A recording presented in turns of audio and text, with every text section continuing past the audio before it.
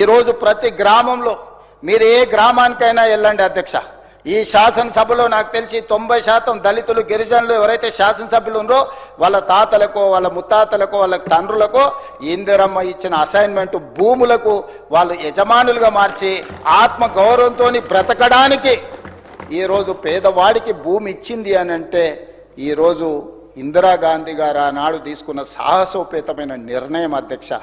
మొదటి తరం నెహ్రూ ఇందిరాగాంధీ గారి దేశానికి అందించిన సేవలు 40 సంవత్సరాలు 1950 నుంచి 1990 వరకు 40 సంవత్సరాలు దాదాపుగా వీళ్ళు తీసుకున్న నిర్ణయాలు ఎన్నో రకాలుగా ఈ దేశంలో ఉండే పేదలను ప్రభావితం చేసింది. నిరుద్యోగ యువకులను విద్యార్థులను ప్రభావితం చేయడంతో 1990 వరకు ఈ దేశం ఒక బలమైన ఆర్థిక వ్యవస్థగా నిలబడ్డది అధ్యక్ష. 1990 తర్వాత ప్రపంచంతో పోటీ పెరిగింది. ప్రపంచంతో పోటీ పడాల్సిన పరిస్థితి వచ్చింది. ఎన్నో సవాళ్ళను ఎదుర్కొనే పరిస్థితి. దేశం ఆర్థికంగా చితికిపోయింది.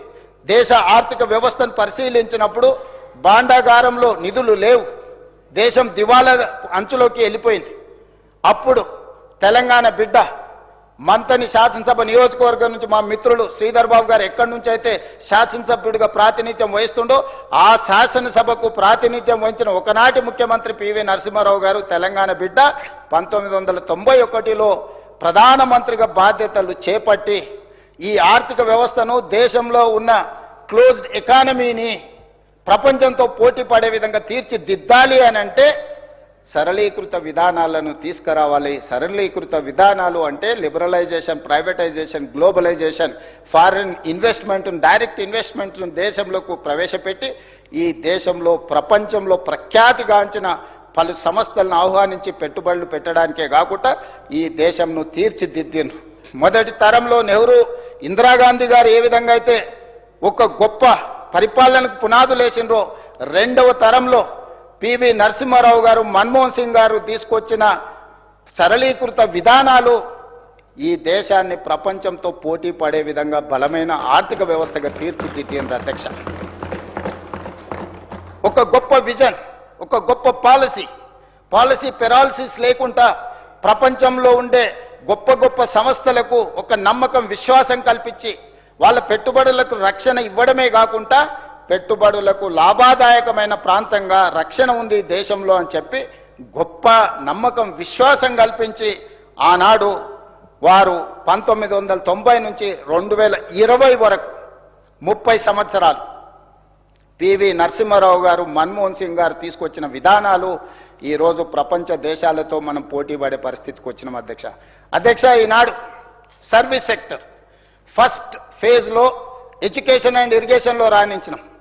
రెండవ తరం సరళీకృత విధానాలతో ప్రధానమంత్రి పివి నరసింహారావు గారు, మన్మోహన్ సింగ్ గారు తీసుకున్న నిర్ణయాలతోని సర్వీస్ సెక్టర్లో ప్రపంచంలోనే గొప్పగా రాణించినాం. ఈరోజు సత్య నాదెన్లనో, శంతను నారాయణో, ప్రేమ్జీ వచ్చవో, వరల్డ్ బ్యాంక్ చైర్పర్సన్ అజయ్ బంగాతో సహా లేకపోతే సుందర్ పిచాయ్ కానీ ఇట్లాంటి వాళ్ళు ఈరోజు పెద్ద పెద్ద కంపెనీలకు సీఈఓలు అయినారని గొప్పగా చెప్పుకుంటున్నాం అధ్యక్ష.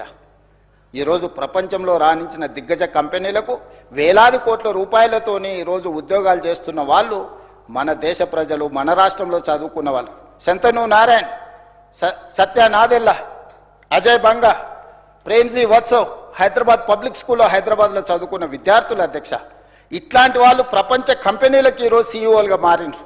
ఈరోజు ప్రపంచ కంపెనీలను మనం సిలికాన్ వ్యాలీకి వెళ్తే ఈరోజు తెలుగు వాళ్ళు ఏ కంపెనీలో చూసినా, ఎక్కడ చూసినా మన వాళ్ళు రాణించడానికి ప్రధానమైన కారణం పివి నరసింహారావు గారు, మన్మోహన్ సింగ్ గారు తీసుకొచ్చిన సరళీకృత విధానాలు.